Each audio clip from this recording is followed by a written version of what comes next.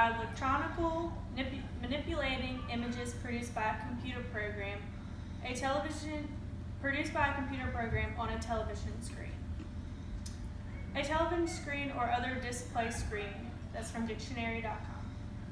There are so many video games out there. It is hard to decipher which game is right for your child. I am here to persuade you today about violent video games and to maybe change your opinion. To view what I am about to tell you, you have to open your eyes and ears.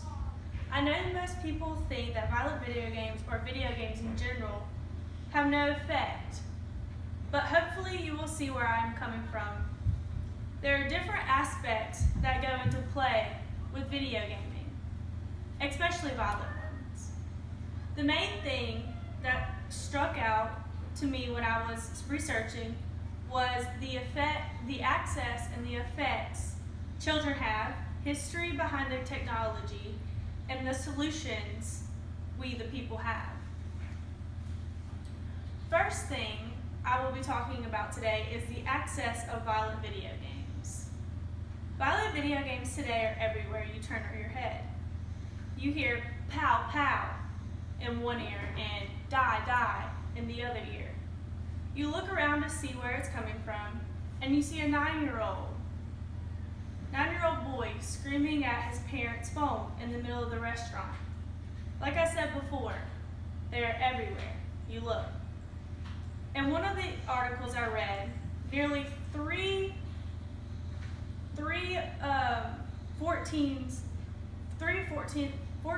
of the families surveys have at least one video game console, and one-third of the children in their age group have a game system in their rooms.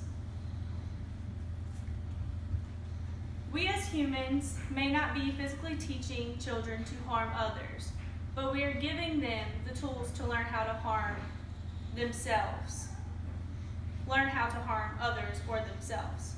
We are teaching them that it is okay to do these things and not have consequences.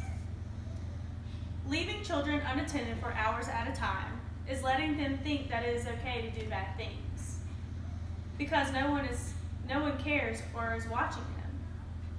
Video games such as Call of Duty or Grand Theft Auto are prime examples of violent video games. They teach to shoot, steal, do drugs, and so many more. In the last year have been more school shootings in history. There have been 17 school shootings alone in 290 since 2013. Shortly after Sandy Hook, according to Everytown article by Chris Wilson. Coincidence? I think not.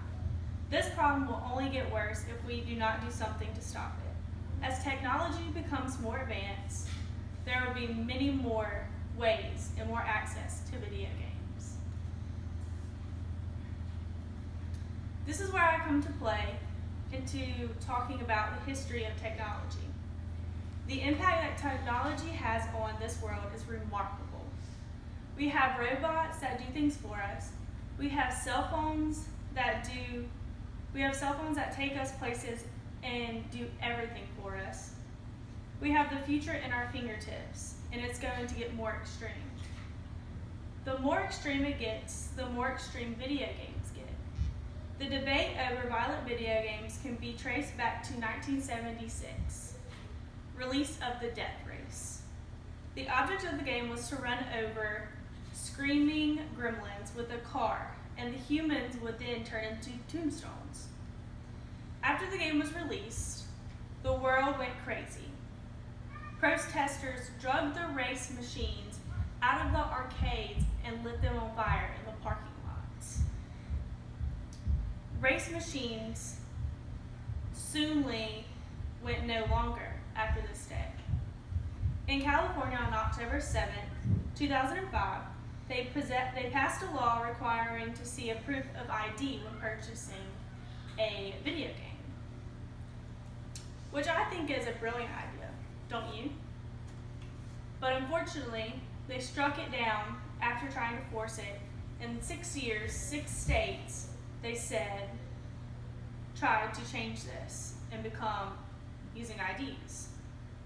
But they said that there's no difference in video games and for violence and violence in real life. As these games get more violent and vivid and more realistic, the more children and young adults' lives become more like the games. They get confused between reality and video games. In 2017, the worldwide sales of video games were predicted to reach $102.9 billion. Meanwhile, as games continue to get more and more advanced, the argument over whether or not children should be exposed to violence video games continues. That comes from procan.com. There are so many things out there that we cannot fix, but this is one of them. We have solutions to fix things, and they need to be forced. Retailers such as GameStop and Best Buy already have rules in place that requires everyone to show their photo ID.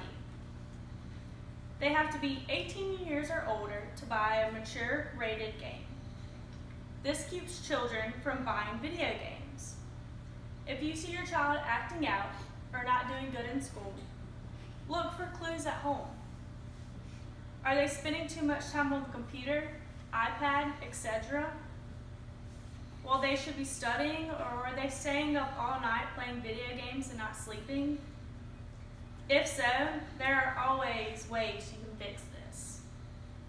Instead of buying violent video games, buy them games that have puzzle strategies or educational games. Even if sports or action games with violence will work. Other ways are to time them from playing long periods of time. Give them a short window to play and give them a time to cut it off. Giving them these rules and boundaries will make them understand that this is just a game. It is not real life. There are a lot of kids out there that use violent video games to release anger. It can be a good thing sometimes, but it can also be a bad thing.